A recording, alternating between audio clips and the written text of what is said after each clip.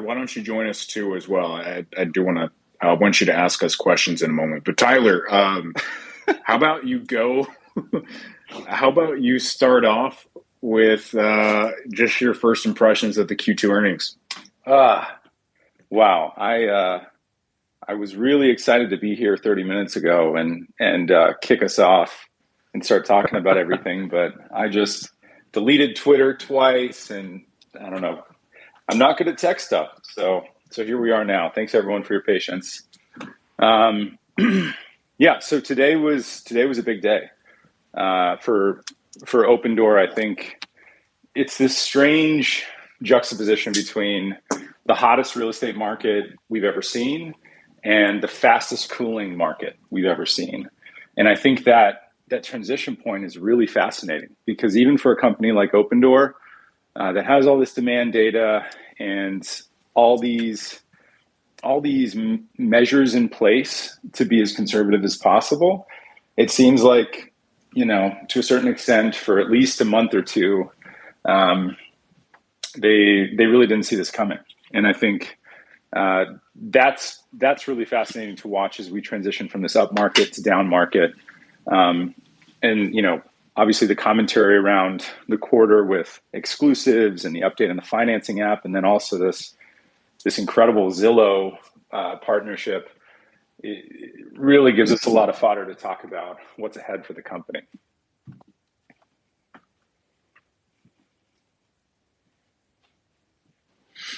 So speaking of the Zillow partnership, 24 hours ago, nobody here could have imagined that we would be. What do you think about this as top of funnel here in the next 3 quarters? Do you think this is going to fundamentally change? Is this free advertising on the Zillow platform? How's this going to work? Does anybody really know? I'm very interested. Yeah. So if you look at Zillow's earnings report, they actually feature this half of a page in their shareholder letter, where they talk about this exclusive multi-year partnership with Opendoor. And, it's like an interview with an NFL player after a game. Like, not a lot is said.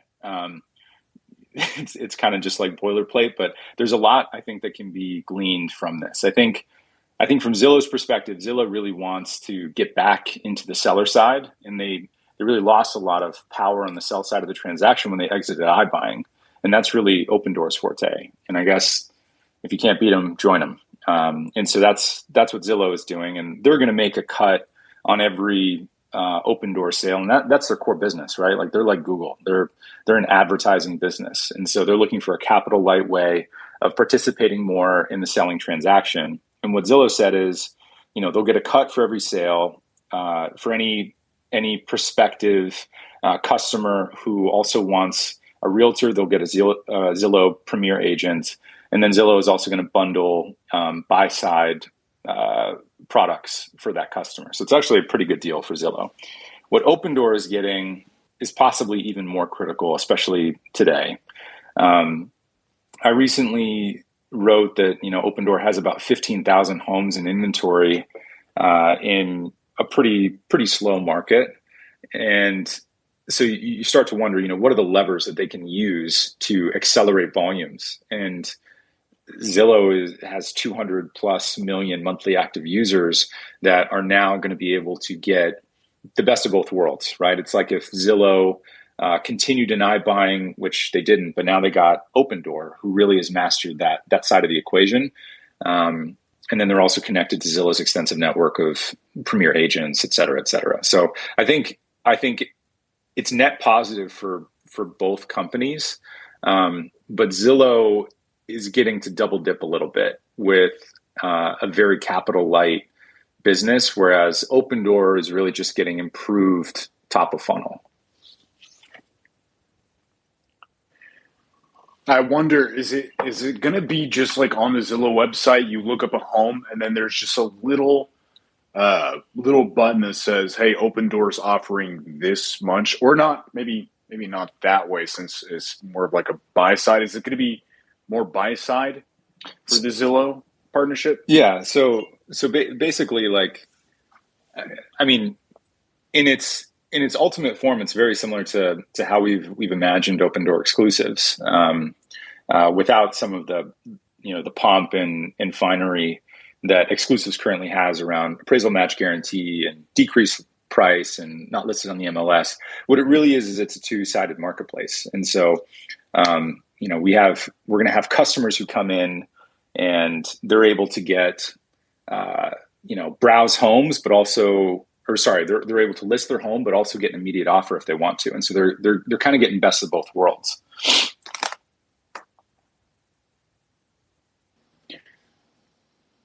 Like, for example, right, let's if you list your home on Opendoor right now, that's great, and there's a lot of eyeballs on that, but there's no company that commands the same number of eyeballs as Zillow. And so, yeah, like I said, it's a net positive for both companies, but Opendoor is suddenly getting basically a 10x in terms of audience, looking at selling their home to Opendoor. I think a good example of how that could work is when we look at the Redfin integration. I think we talked about this a bit on the Discord yesterday, where basically on eligible homes you see that you can sell your home on Opendoor, and then you go for a funnel where you can actually decide if you go with Opendoor or use Redfin services. I assume it will be a similar funnel with Zillow, but we haven't seen any details yet. Hopefully that partnerships will kick off sometime in Q3.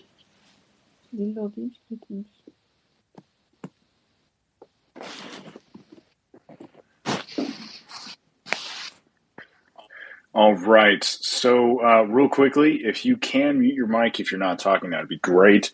Now let's start talking about the data door prediction, data door, how close data door was, and how Wall Street was.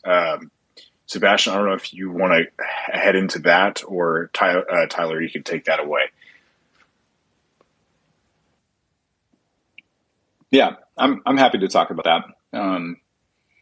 I think it's hard every quarter, and we have so much, we have access to so much data, and what Sebastian has built is so powerful in a lot of different ways. And even still, like we really have to worry over the data and the analytics and really think hard about, what the numbers are going to look like for a given quarter based on, random things. Like, for example, this recent $3,500 realtor commission bonus that Opendoor is offering until September 30th. We have to sort of weigh the impact of that on selling costs. And I think, what we've been really excited about is we're now at the point where I think we're within single-digit percentage point accuracy for all of our most important KPIs 2 months into the quarter.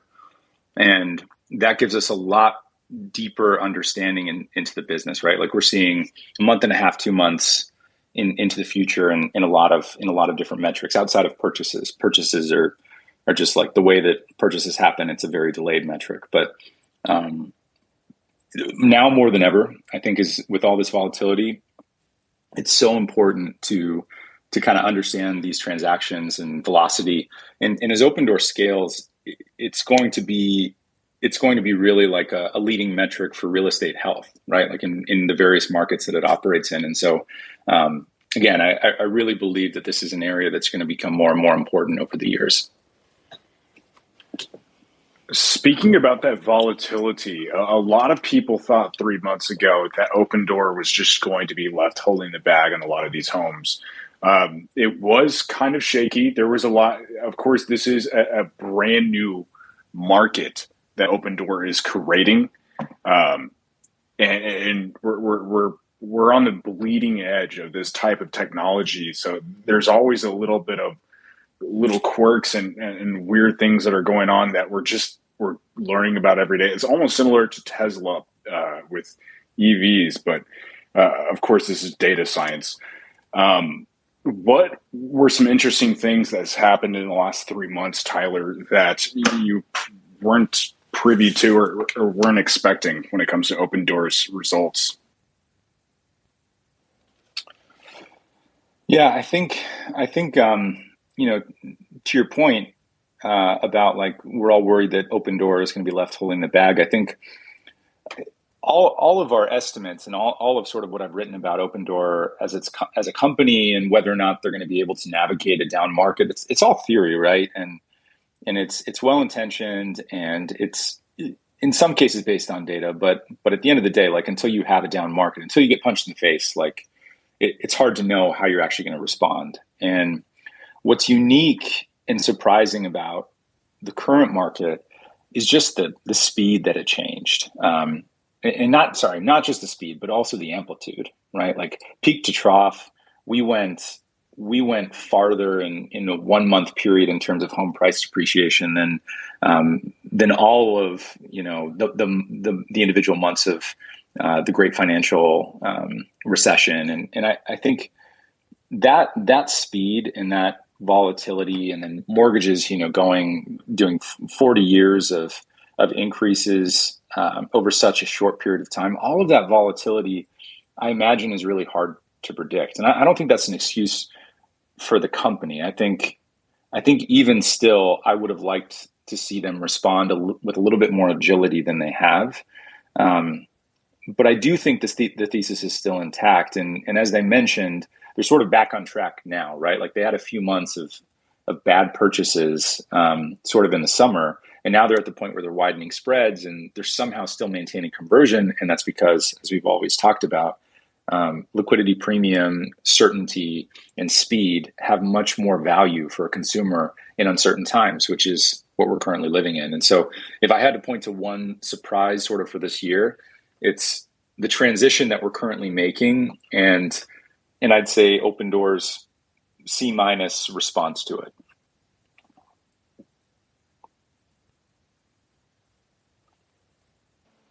All right. So I do want to bring up contribution, profit margin, and gross margin compared to OfferPad and Redfin. It looks like 500 basis points higher than OfferPad and 760 basis points higher contribution profit margin than Redfin. This is most likely expected, wasn't this? Yeah. I mean, I think after I kind of like answer this question, I'd love to hear sort of any questions that anyone has from the audience, or if anyone has any concerns or what they thought was interesting about the quarter. But I would say that Q2 is still a tour de force for Opendoor, and there's no question that Opendoor is the king or queen of iBuying. Like they crushed Q2 in terms of margin, and we did see some write downs for inventory. That's a Q3 Q4 problem, and we're going to see that, but it is hardly.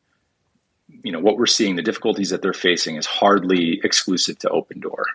And so if they're struggling, that OfferPad and Redfin now are struggling as well. I will say that OfferPad has done a pretty decent job of developing a profitable business, albeit a smaller one than Opendoor. And they're doing it a different way. They have a different strategy, but I mean, they're facing these same headwinds, of course, right? And I think it's encouraging as a bull on the space to see that this is not just a one company problem, that everyone is kind of fighting the same tide. But the back half of the year is going to be tough for these companies. With that being said, let's open it up. If anybody wants to request, just go ahead and hit the request button. I'll add you as a speaker. For those of you that are already a speaker, I know VR Power was just talking to him just a moment ago. Feel free to ask a question. Hey there. Can you hear me? I can. Awesome. Yeah, I'm pretty new to following Opendoor. I actually really got into it thanks to Tyler's work with DataDoor. So thank you again for that. I think one thing I'm really curious about, I've worked in mature marketplaces in my past, and I think one of the things that you often find with low margin marketplaces is it's the ancillary service lines that tend to be much higher margin and provide a cushion, whereas the lower margin is sort of like get the flywheel going, get supply and demand side going. And it seems like Opendoor is very much focused on that piece right now. And I'm curious, when and where you see the opportunity for the ancillary service lines, if at all, that can sort of be higher margin, whether that be, I don't know, escrow, title insurance, mortgage. I know they have a mortgage product yet right now, but yeah, I'm just kind of curious, like, do we see it being a 10% margin business in terminal velocity? Yeah. I can take this one. That is a great question, and I think it's definitely one of the least understood aspects of the business. And actually, I think Opendoor probably overvalued ancillary services in its first year as a public company. It was like, hey, we're going to add all these ancillary services. The business is going to be great. And then, when they did their investor presentation in Q1, they sort of dialed that back and said, our core focus is on iBuying right now.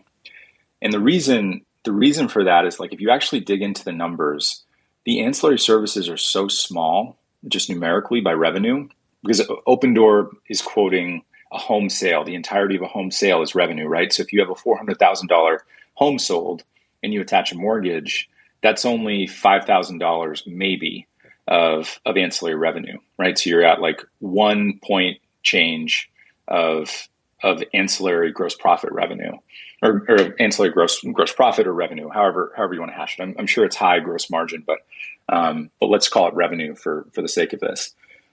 So that's a problem, right? Because then you have to get up to a very high level of mortgage attach for it to be relevant, right? Because if you only get it up to 50%, maybe now you've added 40 basis points to gross profit margin, and that's a huge scaling up. That's like a 20 to 25x scale from today's mortgage attach. And so I don't think of it as one is most important. I think Opendoor needs to build mortgage, title and escrow, homeowners insurance, home warranty, renovations. It needs to build all of those services and bundle them. Moving, right? Moving is another one that needs to be in there as well.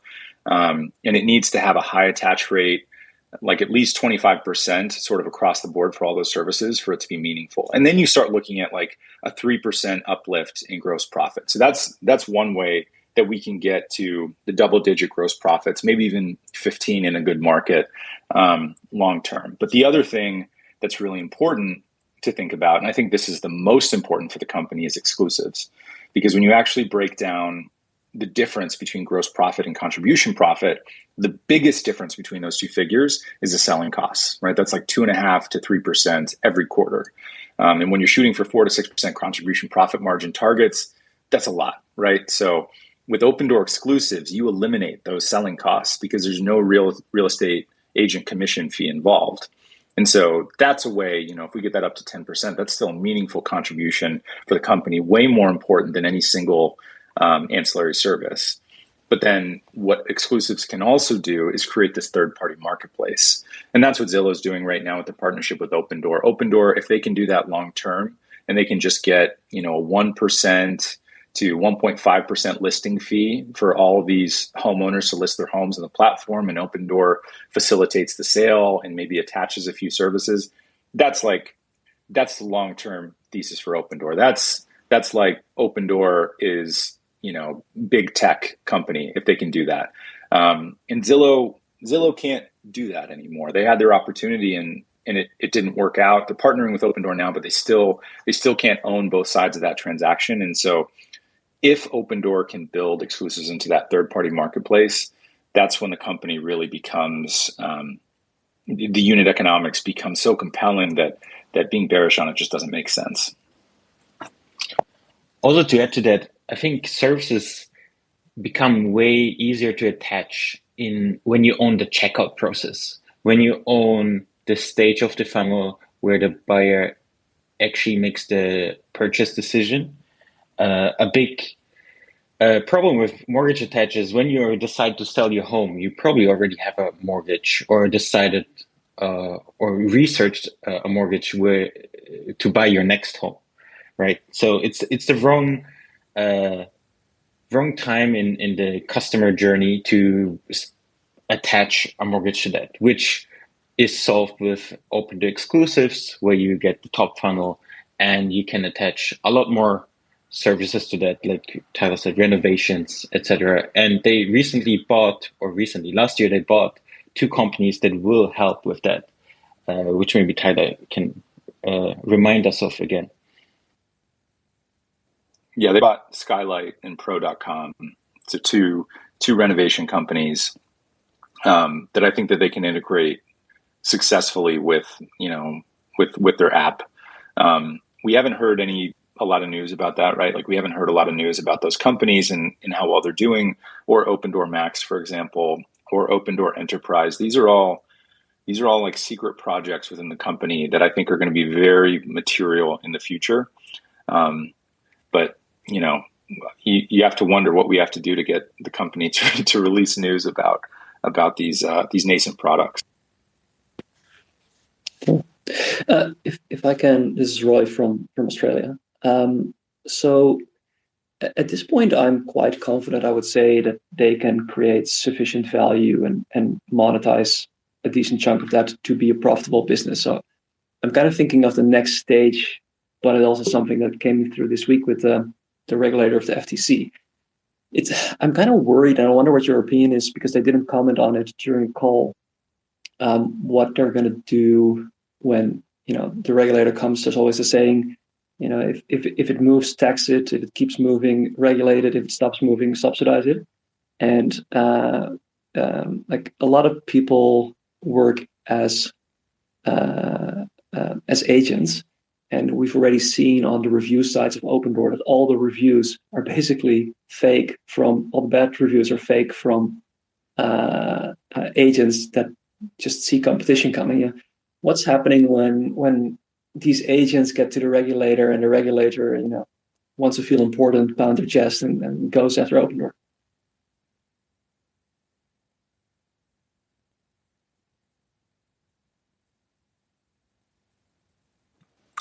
Yeah, I mean, I'm happy to kind of field that.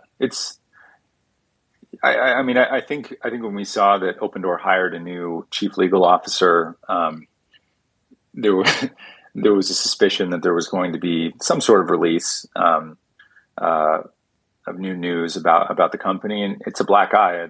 It's not a great look, especially the week before earnings. I mean, I don't think that was a coincidence. The issue, though, is any time a company is attempting to disrupt an industry that hasn't been disrupted and has deep roots and a huge user base and a lot of entrenched ideas in an emotional space to begin with, I think there's going to be friction, and I don't expect this to be the end of regulation, like just like we saw with Airbnb in the hotel industry, or Amazon with retail, sort of brick and mortar retail. I think there's these moments where you have these news articles, and it's like, holy cow, and all the bears celebrate, and you feel like the thesis is broken. But at the end of the day, Opendoor is a fortress balance sheet. Like, they have 62 million when they've already set aside 40. I mean, it's a pittance. Even what they're going to lose in Q3 and Q4, it's a pittance relative to what the company needs to stay afloat. Number one, but also it's old news, right? Like, this happened years ago, and it's just now being announced. And all of the people that I've talked to that are interested in the company have been aware of this for a long time, and so I think it's a bad look, but I also expect it as Opendoor is a boisterous upstart in a very, very old entrenched industry. If I can push back on that a bit, just to challenge it. So if you read the LinkedIn posts from this regulator, or some of the other posts that have been made about it from that source, the tenacity of the language just makes me feel like this is not the final round where they're going to get a black eye, because it was like they said, location, location, location. How about deception, deception, deception? It sounds like they got it out for Opendoor. So I wonder, like, if you have a regulator that hates you, I've seen it as a consultant in so many different industries. they will make your life hell, and sometimes they'll destroy you. I kind of want to take this real quick. If you look at Opendoor's advertisements, one thing that you'll notice is that, of course, they do have advertisements that are focusing on the value that they provide. You could see that by just their commercials, but they also have a lot of stories, which is interesting because I noticed the same thing when it comes to highly regulated areas of commerce. Like if you look at the drug industry, look at any of if you go to Tylenol's YouTube channel and you look at their commercials, none of the commercials are like, hey, try Tylenol double action. 90% of their commercials are like, hey, look at Mary. She took Tylenol and she's a lot better for it and she's spending time with her kids. And I think Opendoor is highly aware of that they're like Tyler said, it's a very emotional piece of the market, and when you buy a home, it's going to be a lot of people are calling deception, moving the market in different ways. But if Opendoor can grow or outgrow these hiccups, I think that they might just grow faster than the regulators can regulate. Because I don't know, that's what Uber did, and we saw how quickly that scaled up, and I feel like Opendoor could hit that pretty well. Yeah, that's fair. There's one difference, and that's cabbies don't really have social status, whereas real estate agents, they move in a bit higher circle. So if you're a regulator, you'll get more birthday parties where you're running into people complaining than you did for taxis. But yeah, fair point. I want to be clear. I don't want to sweep this under the rug like it's nothing and let's move on. I wasn't happy to see this, and I agree. Like you never want to be in someone's crosshairs, and I think the moment that you are, now you're under the microscope, and getting away with smaller things is going to be less and less likely. But at the same time, I can't say that it's unexpected, right? Like from the beginning, we've discussed the fact, and anyone who's been an Opendoor bull or Opendoor bear, like regardless of what side of the fence you're on, this is an emotional company to be invested in or to have an opinion on, because it's residential real estate and we all want a home. Like we all have an opinion about what it means to have a home. And so I think it makes sense that there's going to be a lot of high flying emotions on this. And so the FTC director having colorful language about it, I don't know if that necessarily means that they've got it out for Opendoor, or if it just sort of reiterates that core sentiment that this is a really volatile, emotionally space to be operating in, and that's sort of like par for the course, right? For Opendoor, and I think if you're going to invest in it, if you're going to follow it, it is going to be tumultuous in that regard for the foreseeable future. If I may add some color to this. So my career has actually been in marketing for tech. I did marketing for a very large fintech startup called Acorns, and also helped launch a company called Honey that was acquired by PayPal. And one of the things that comes from marketing and startups is that early stage startups, which is kind of the years that Opendoor was dinged for, the marketing team is growth at all costs, and so I think the other part of this is this shit happens all the time. Marketers do everything they can to increase conversion rates, to get click through, because they're judged on metrics that are cost per lead, cost per sale, cost per house, right? And I think what really happened here is things just grow too quick, and eventually someone complains, and you look, and I know what these regulators do, because Acorns is we were regulated by FINRA and the SEC. And in some ways, when you're working in an established area like Acorns was, where SEC laws are very clearly defined, we already knew that we needed protocol to allow the SEC to review our ads every 6 months. But I think this kind of speaks to the situation, which is because this is completely uncharted territory, I think it just comes with that.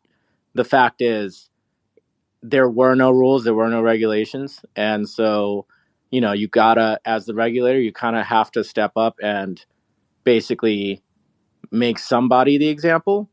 And who better than the largest one? But I don't think that it was ill intent from the marketers. They were just doing their jobs. And perhaps that sounds horrible of me to say as a marketer, but they're judged on their metrics, and they did what they could to get lower cost per lead in an unregulated space. That's great insight. And maybe, and then I'll mute myself and shut up. There's another point. I noticed an article on Bloomberg, I think it was a year ago or something, where there was a different angle where they said, in a climate where it's difficult to buy a house, suddenly there's this company and it's buying up houses and it's giving them to investors. And then also, it's in Atlanta and it's basically racist. And I always feel like if someone has it out for you, it doesn't matter what you do. It doesn't matter whether the marketing team went a bit too far, which from your insight, sounds like could be the case. As soon as someone has it out for you, you can do no right. So I wonder whether, I don't know what the name for the inverse of the halo effect is, but that's something that's going on.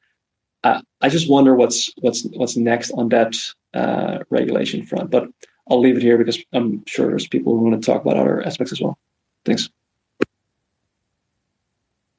The floor is open. Take it away, whoever's ready. Hey, Tyler. So I just wanted to say, can you hear me? Oh, yeah. Yes. I appreciate it. I just wanted to say I've been following you guys for a while before you made Datador and everything. I saw this YouTube video and you brought a few people and you said, guys, I need to tell you about this investment. It's Opendoor and why I believe it's the next 10x investment. And so from there, I've just been hooked on your content, and I just want to say I appreciate it. I have two questions, actually. So my first question is, as we saw, they estimated Q3 earnings is we're going to lose an estimate around 100+ million, right? Maybe, I don't know if you addressed it earlier, and I just got into the call a little later. I wanted to see, is that your opinion? Do you think it's primarily based on the houses previously and it just cannot sell? Or is it just because the market is changing so volatilely that they have to adjust so quickly that they're just expecting they're going to lose this much? Hey, man. Thanks for the kind words. So in regards to this question, I think what I recently wrote about on Datador, I sort of talked about the fact that Opendoor has some problems in their current inventory, and what we saw is that in the middle of the summer, Opendoor accumulated a lot of homes at a time when homes began depreciating. It was like the moment that mortgages went through the 6% ceiling, and Opendoor was already under contract for thousands and thousands of homes. And as they mentioned on their earnings call, they made the decision not to cancel those purchases because they wanted to commit to their brand. They wanted the idea of their offer being final, and they didn't want to be associated with, weak offers or that they would retract offers given volatility. And so what we saw is that Opendoor absorbed all this inventory that suddenly was worth less than they could sell it for, just because of the speed that the market turned. And I would say throughout 99% of U.S. residential real estate history, this wouldn't be a problem because real estate doesn't move that fast. But of course, for this 4 to 6 week period, U.S. residential real estate decided to move at a rate that we've never seen before, and it made Opendoor's inventory be much less valuable. And so their estimates for Q3 are a reflection of that they think that the inventory that they currently have, they have too much inventory and it's worth less than they thought it was going to be. And so they're going to prioritize selling through that inventory, which means reducing prices and just getting it out the door. And so that's going to result in lower margins overall. I see. Okay, that makes sense. Now, I was just confused because I was looking at the earnings. I'm like, wow, they're gonna lose 140 million. But I was on Datador and I was looking, and I'm like, well, they're estimated to do this. So I was just a little confused based on those numbers. And then number two, are you at all concerned for moving forward? So that was Q3.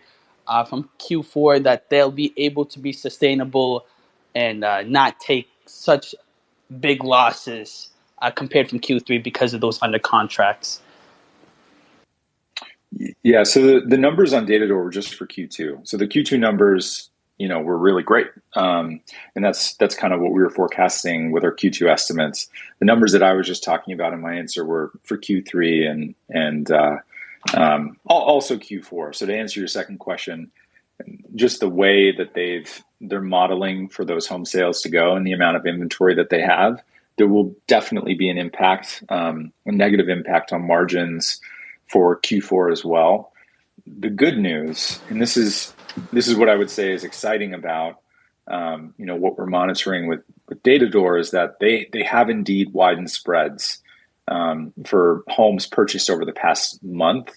And that means that margins should approach, for homes purchased in August, September, October, and so on, margins should approach more normal levels as a consequence of their response to, this rapid transition.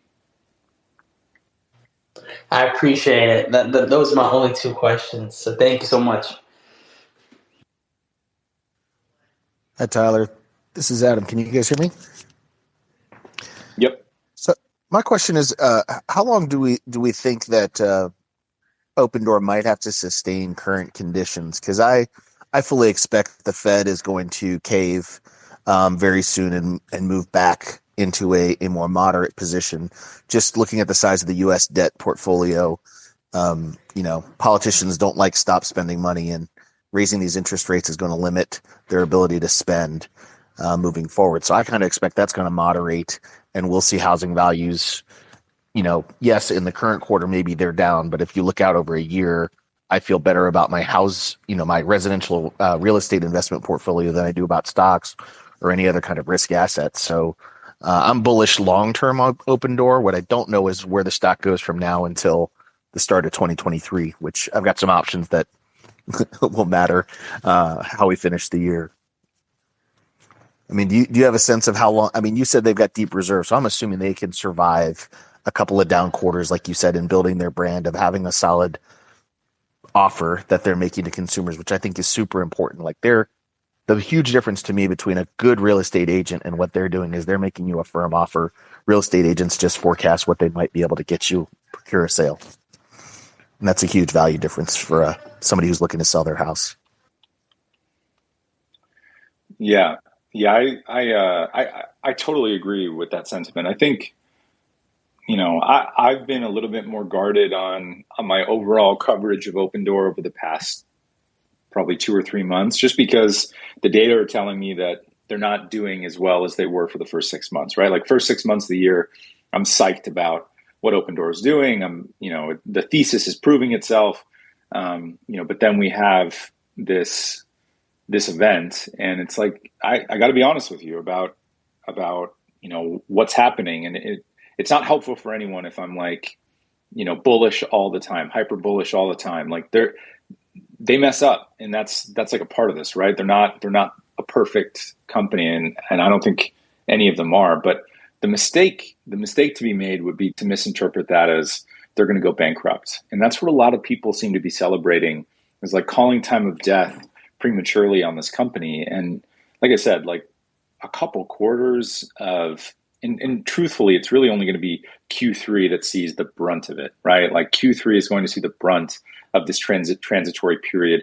Q4, especially in the back half, is going to get the benefit of very widened spreads, defensive positioning to sell off the remainder of the inventory. And then by Q1, homes are going to be certainly appreciating again, provided that nothing crazy happens in the mortgage market. But that's just like general seasonality. But to answer your question, yes, Opendoor can survive a few down quarters, and I think once this stabilizes, like they're currently proving out the idea that in a down market they can improve conversion despite widened spreads, and that's the whole thesis. If you can do that, then you can survive a down market.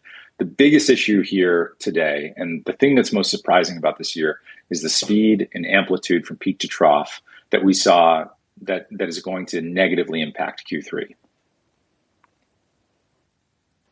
I also want to add, we are on the bleeding edge of this technology. And if we know anything from like tech in the last 15 years, is that that's the general direction that everything's moving. Opendoor is probably the most qualified and ready for this transition. And we're also at it like the weirdest time in the housing market altogether. So nevertheless, this is like really interesting stuff. It's going to be really interesting to see how that they go through this entire down market. But I mean, it's going to build resilience in the long term for Opendoor, and this is probably the most important time to be focusing on how they're going to be reacting. And if they can get through this, where everybody else has failed, a la Zillow, it's going to be pretty cool. And speaking of Zillow, like they lost $880 million, and now they're betting on Opendoor.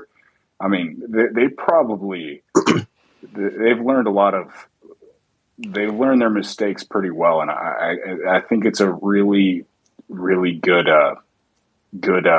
omen to see that Zillow is investing in Opendoor. Tyler and Datador team, if you don't mind, I have a thought, which was I read somewhere, and you guys are closer to the data, but I read somewhere that even during the 2008 housing crash, housing prices, even though in the macro level it looks like, oh man, they fell 30%, 40%, but I read somewhere that the prices actually only dropped about 1.5% per month, and it just happened to fall for 2 to 3 years straight. And I'm curious if you guys, with all the data that you have today of median holding times, median list to sale, you could technically take today's data, overlay it on top of the 2008 market in terms of how quickly the prices fell, because Opendoor's keeping 5%.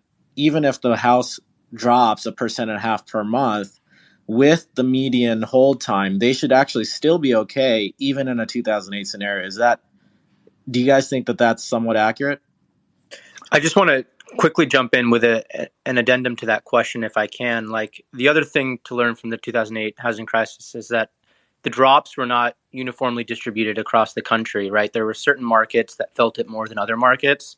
And I'm curious, as Opendoor expands its market share, if it can cushion these types of this type of volatility, because it is usually never uniform across the country. It's isolated to certain markets.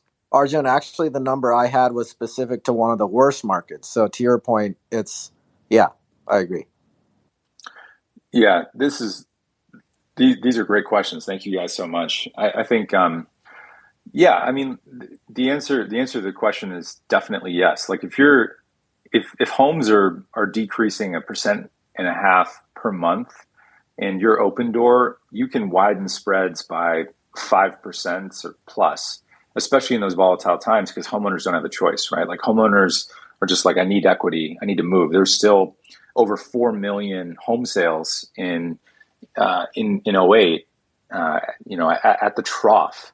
And I think that sort of tells you that in such an environment, would it break Opendoor?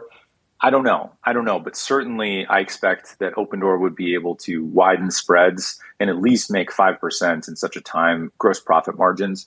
It would be tough, right? And volume would come down. But like the biggest issue today is that the drop is much, much deeper than the great financial crisis. I think I read an article the other day that said it was 11% in a month, which is an absurd amount that I've never seen before, certainly studying U.S. residential real estate. And so if that's true, then I don't know. I don't know actually how Opendoor, OfferPad, Redfin are still afloat, if those numbers are true. What it does seem to indicate is, as you guys said, is that real estate is local and markets don't behave in tandem. And that's what's showing up in the data at Datador is that, Phoenix sucks right now. Like Phoenix embedded gross margin is bullshit. Like it's frustrating to look at. But then you look at Atlanta, and Atlanta's like everything is just fine and dandy. Everything is totally fine in Atlanta. And in the future, I think, margins are going to come down a little bit in Atlanta, some of the more recent stuff, but it just sort of tells you that the markets aren't behaving the exact same way. And that's not like a pricing issue or something that those managers are doing better in Atlanta versus Phoenix. It's just that those markets are behaving differently. And I think it's the weather. Term, longer term as Opendoor gets to the point where they're able to diversify into more markets, and Phoenix isn't like 14 to 15% of total sales. In that situation, I think it matters less how one market does. I think the other thing we need to be careful about is comparing 2008 when there was a lot of things that were different. I was serving on a credit union board, so I was watching monthly board reports of, what was happening in the mortgage markets. You want to look at that data carefully because at the start of the whole downturn in 2007, we actually had huge amounts of residential housing inventory and a lot of liar loans out there and lots of unoccupied houses, where today you're seeing the raising of rates, like Tyler said, going very high, but you're in an environment where the actual supply is still highly constrained. So I think we're going to see some different dynamics as we exit kind of this quantitative tightening. And you're not going to see the exact same behavior in real estate because there is a bunch of buyers that want houses, unlike in 2008 where there was a lot more inventory than there were buyers. Hey, Adam, thank you for that. How do you guys rate the chances that OfferPad will make it through this thing? I mean, personally, I think they're going to do just fine. I mean, they're going about it a different way, right? Like Opendoor is approaching this problem from a tech perspective because their long-term goal is to own the space, to do hundreds of thousands of home sales a year. That's not OfferPad's goal. Like they want to cut off a chunk of this, but a very small chunk relative to what Opendoor's aspirations are. And so as a result, they don't need to have the same spending on R&D and tech. They're partnering with real estate agents. Like they were started by a real estate agent. So it's a very different way of solving this problem. And they found a low cost way of doing it. And they have a high NPS score that isn't as high as Opendoor, but it's still an impressive one. So I think, they've done a decent job of staying afloat. And, I think Opendoor leaned into the market and conservatism in Q2, which allowed them to have much, much higher gross profit margins than OfferPad. But overall, they tend to be about the same level of margin as Opendoor. That's a bit of a shame. I would have hoped that there wouldn't be. So it kind of sounds like OfferPad is turning into the Lyft. What? No. Uber. No. Lyft and Uber are in the same. They're playing the same game. Like they're both at the same relative level. Like that you're talking about like Lyft and Uber, Visa, MasterCard. Like that is not OfferPad and Opendoor. Like it's a very different. Maybe it's like Visa and American Express, right? Like it's a very different. It's not Coke and Pepsi. It's a much smaller business that's going to be continuously smaller by percentage of market share over the next decade. I just mean to say that I'm not worried that OfferPad is going to go bankrupt, or I think they're a doomed company, or I'm going to have some like tribalism that Opendoor is the better company and all that stuff. I just mean OfferPad is fine. I just think they're going to be a lot smaller. And it is kind of like the winner wins most, like the Yahoo and Google thing. For the most part, that's what you're speaking to, Tyler. Is that right? Yeah, I just mean like OfferPad doesn't have the same aspirations as Opendoor. They're not trying to have 50 billion in revenue, right? Like their big bullish post in their SPAC IPO was, I think, like 23 billion. And Opendoor's 50 billion is a pittance relative to what they're actually targeting. They just, you need to have a number up there and need to have the numbers make sense. But just the investment that Opendoor is making in the full stack of real estate technology solutions and third-party marketplace. Now they have, this is something that we haven't talked about, but like notice the wording around Opendoor and Zillow's relationship, right? Like they now have a multi-year exclusive partnership.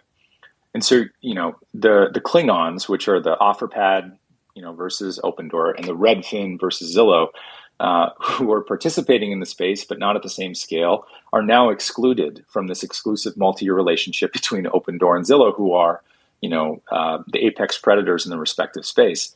And as a result, it's sort of like the rich get richer, right? Because Opendoor is going to get more eyeballs, Zillow is going to get high margin profit. It's like, yeah, they're the best positioned to succeed in their space. How long until Redfin does the same with OfferPad?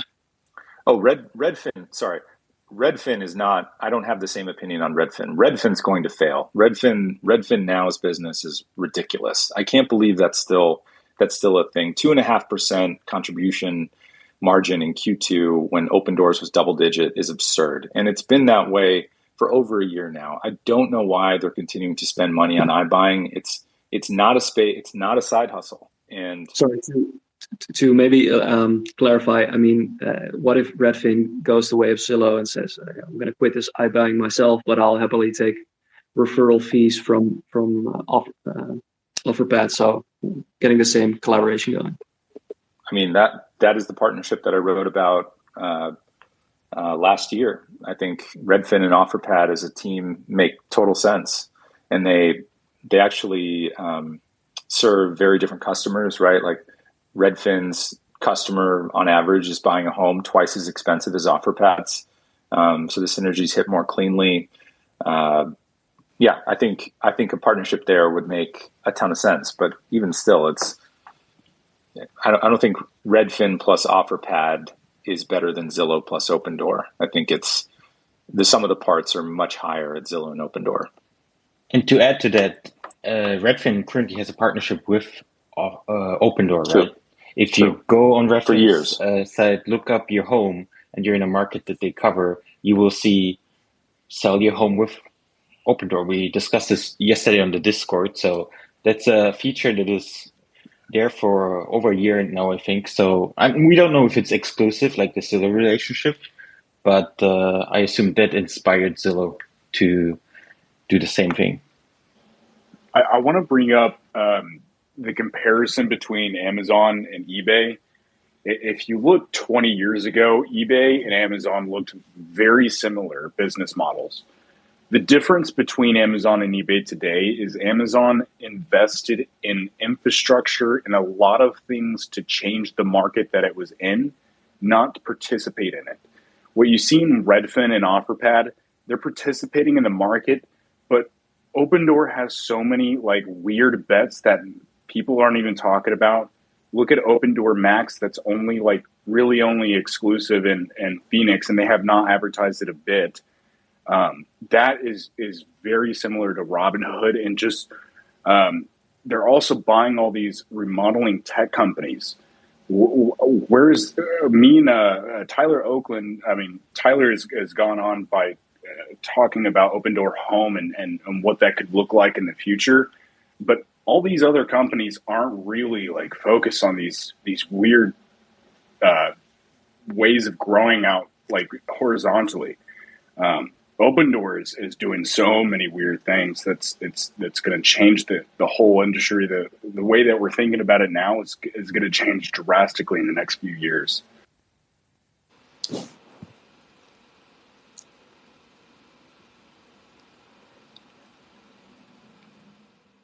Yeah, they do have a lot of nice adjacencies that they're pursuing. I wonder on the iBuying front when that business model becomes a bit more known by the general public. You know, if I'm thinking about selling my house, if I know about iBuying as a concept, I'll get a quote from every iBuyer and just take the one that gives me the highest offer, right? If that happens, does that kind of turn it into a bit of a race to the bottom, or is a duopoly still fine in that space?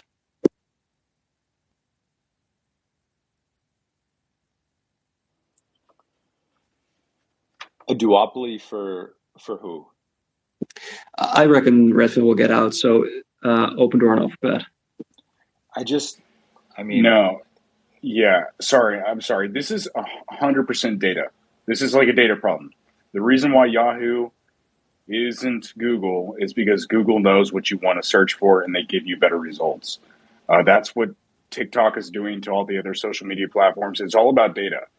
And whoever has the best data will end up winning. And what we're seeing now is Opendoor's buying more homes, selling more homes. They're having way more data points than any of these other companies.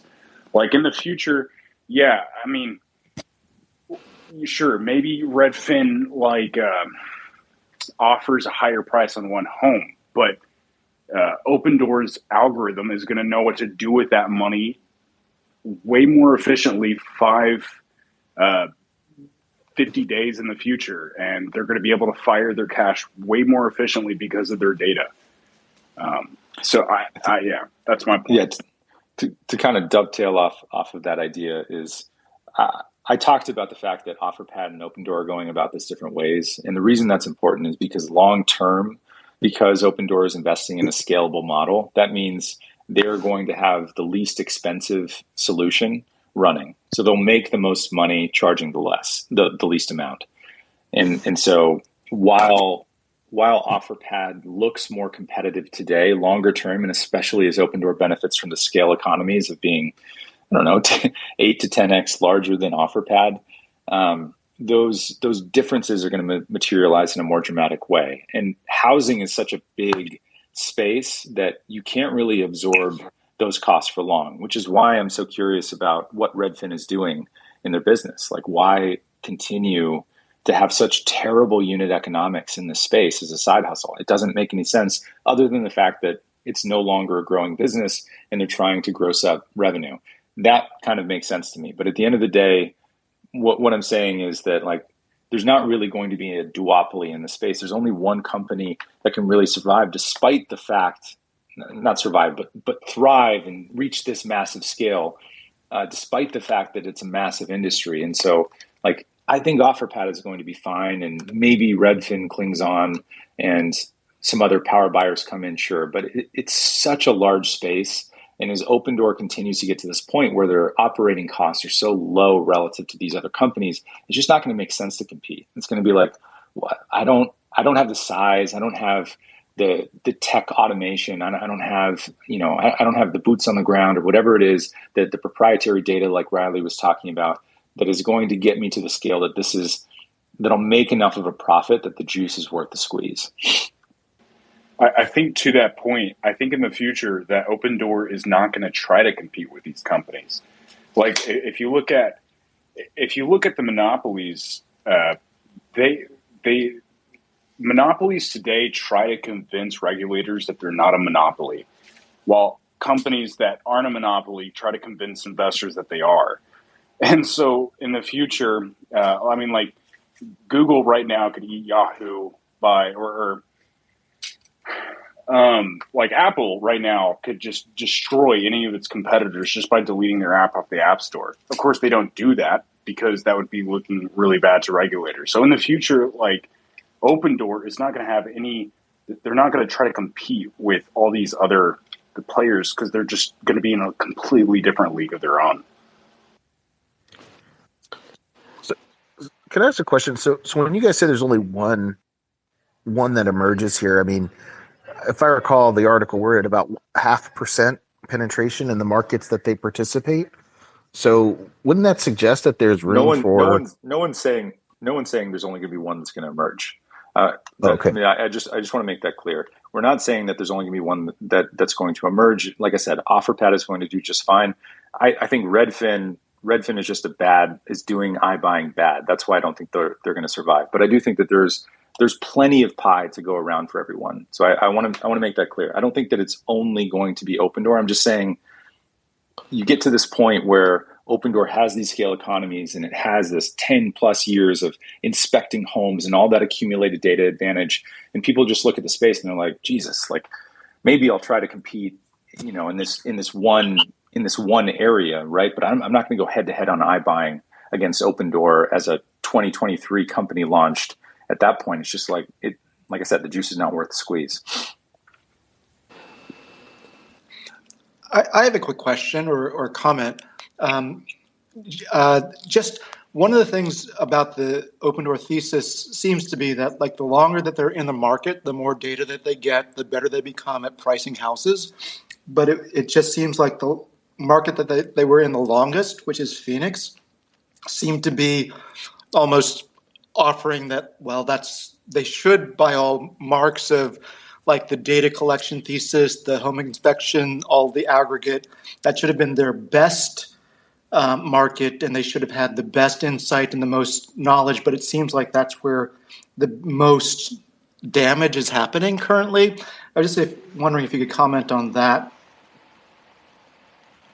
Hey, can I actually add something real quick to what David just said? Go for it.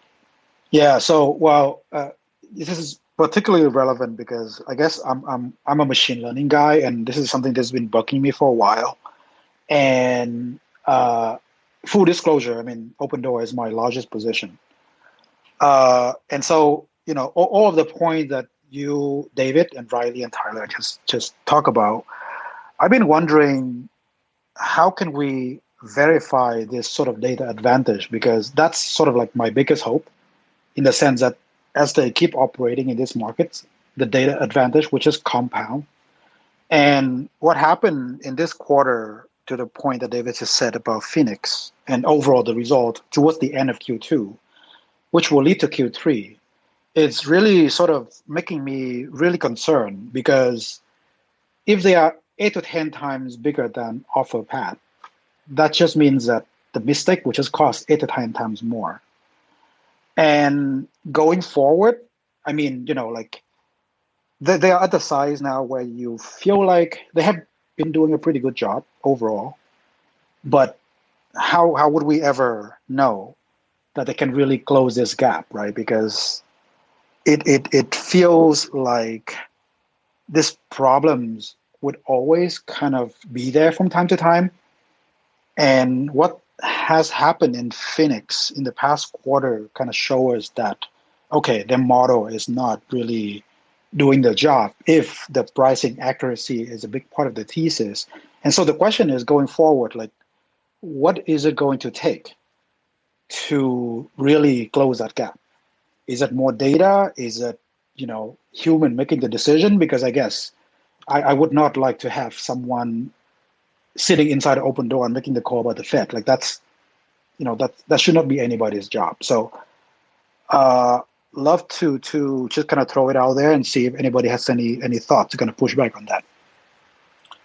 Yeah, I think it totally makes sense as a concern, which is why I wrote about Phoenix recently, and I think it makes sense to be concerned about it. I would say I got three sort of items that I would push back. One is the speed that we saw this peak to trough, which we've already discussed a little bit. And I think it's not a great excuse, right? Like it's not a complete excuse. And I've already said that I think that they did a poor job responding, but I think there's still two other important caveats to this that specifically affect the Phoenix market. One, it's their oldest market, right? So they have unique confidence. This is their backyard. This is their home field is Phoenix, right? And so when you think about that from a confidence standpoint, when times are tough, you can imagine that they would prioritize transactions in their backyard. But it also might mean that they're overconfident in that area, and so they think that they can price that space more accurately, possibly, than they can. And that's based on a few things, right? Like they might have an actually lower gross profit margin target in Phoenix because they have scaled operations in that area, right? Like perhaps their selling costs and holding costs, operational expenses are lower in Phoenix. And so they say like, oh, we can set a lower target gross profit margin for our portfolio in Phoenix because we know that we're going to hit the same contribution profit margin targets. And so all of that confidence, all of that planning could get you to the point where, maybe you're getting overconfident in your home market, right? But then there's this other point, and this is really critical. And I kind of came to this from a few different directions, but one is just realizing that Phoenix's gross profit margin has been below average really for the past year, like relative to some of their other markets like Atlanta, for example. Phoenix is always 200 to 300 basis points lower than Atlanta. And you kind of wonder like, why is it that way? But then if you know any real estate professionals who've worked in Phoenix or Atlanta, it's super clear. Phoenix is a desert. It's super easy to price homes in Phoenix, right? Like, the zip code, it's a 3-bed, 2-bath. You already have a price in your mind if you're a Phoenix realtor. It's super easy to like. It's just from a price discovery standpoint, it's a lot easier. And the way that Opendoor prices homes is it actually budgets into its offer, into its spread, how confident it is in the purchase price. And so that's baked in. And so you already have higher gross profit margins and more challenging to price markets like Atlanta, right? Because in Atlanta, the topography is different. They have basements. There's all this unknown data. And so the consumer isn't as aware of what their home is worth as much as Phoenix. And so Opendoor is actually able to charge higher spreads in Atlanta at baseline because the price discovery is more at a premium. And so at Phoenix, they're giving these more inline offers because that's what they have to do to maintain conversion. Whereas in Atlanta, they're actually pricing in that risk in the initial offer. And so as a result, what we're seeing is that Phoenix just on basis does worse than other markets. And so what is Phoenix right now? Shitty? Yes. Do I have concerns about how they're performing in Phoenix? Sure. But it's not as much of an absolute drawdown as you might expect, given that Phoenix generally underperforms relative to other markets, just on the basis of really how I think they approach that market.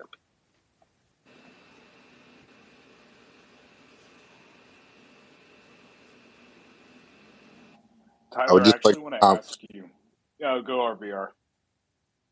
I just want to make a quick statement. We have a listener here called Tatiana. She constantly shit posts Opendoor on Twitter. Welcome, Tatiana. You want to speak?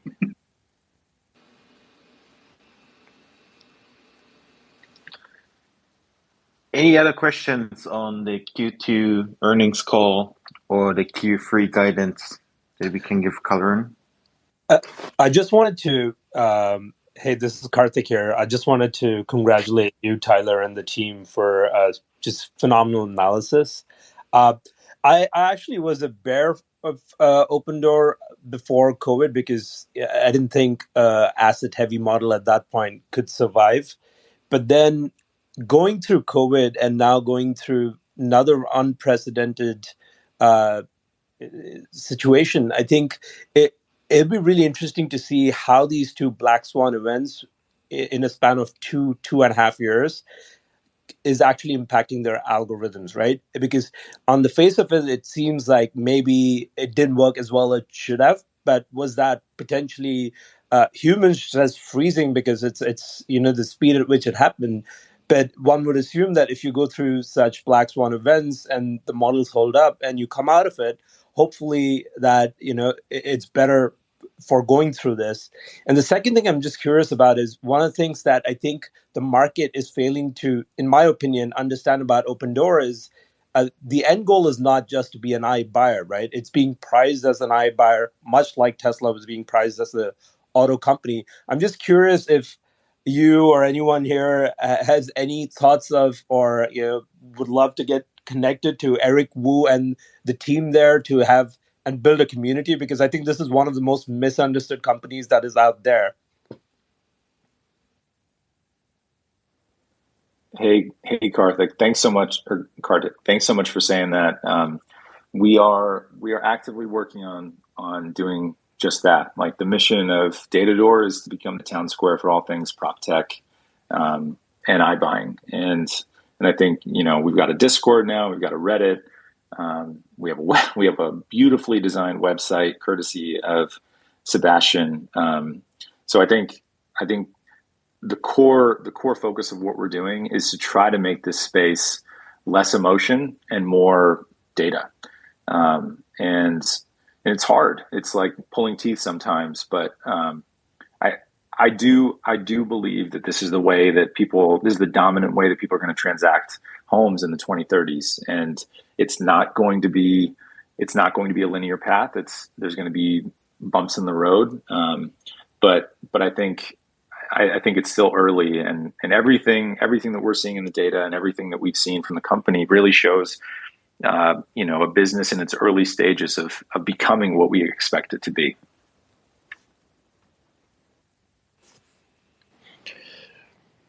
Yep. Thanks again, guys. Hey, Tyler. I really appreciate what you're doing with Datador. I've been an investor in Opendoor really since just after the merger with IPOB, and I started reading about it early on. I read your more recent articles on home price appreciation stuff and how that's not really a huge factor in Opendoor's really how they're going to perform in the market going forward, just because they'll have the ability to, I guess, adjust their buy box as necessary to account for some of the turbulence in the market. After this earnings report, do you have any change? I guess is my first question. Do you have any change in that opinion? Are you thinking at least HPA at a consistent level, even if it's 0%, 1% is important for Opendoor? Any kind of turbulence in the market going forward would cause some issues like this for Opendoor? Or do you think that they'll be able to project out further and maybe see these events coming further out and plan for them better? Yeah, it's a great question. I think, the point of my spread article was just, I was tired of listening to people saying that, of course, Opendoor is profitable in an up market. Like you could close your eyes and throw a dart and you'd hit the jackpot on whatever residential real estate that you bought. And I just intuitively, that didn't make sense for me when I looked at the company. And I think the purpose of that study wasn't necessarily, here's what HPA's value is, or here's what spread's value is. It was just to recognize that HPA is not the sole driver of margin in any cycle, up or down. And it was certainly an up cycle when I was measuring it. I was more just emphasizing that Opendoor is trying to hit certain targets on both the purchase and the sale. It's a portfolio approach. And so to dumb it down to it's all HPA is a mistake for the company. And I still believe actually that in a down to flat market, Opendoor would do very well, right? Because they would be able to maximize spreads and have those mimic HPA, and still actually have pretty superlative margins. What's important to not forget is, like, the past year was the hottest real estate market of all time, and that's not characteristic of an up market. And so we can't sort of use that as a template for what Opendoor would look like in an up market. I think in a moderate up market and a moderate down market, Opendoor could have gross profit margins of 9 to 10%, no problem. And if you add in ancillary services, Opendoor exclusives, third-party marketplace, maybe you start to get in that like 11 to 12% range. But yeah, I think the question isn't so much is it up or down market. It's really the transition period that's so hard, because once they can be in this conservative mode, as we've seen, like for example, in Phoenix, Opendoor has lowered purchase price on Phoenix homes by $50,000 over the past month. Like that's a lot, right? Like that's a material amount for the company. It's 10% of their purchase price. Yeah. And so if they can do that and still actually show that they've purchased more homes than they have in a year in a given week in that market, I think that kind of meets my criteria for Opendoor has a greater value proposition and can thrive in a down market. It's just okay. yeah, we just have this weird transition point that I think they got caught a little bit, and I think it would have been hard not to be. Yeah, no, that's fair enough. I guess that actually brings up two more questions. And they're probably the questions we're all asking ourselves. But the first one is, we obviously know that Opendoor has some fixed operating costs, just having their office, their executive team, the people that are running things, and then they have marginal costs for every new market that they step into.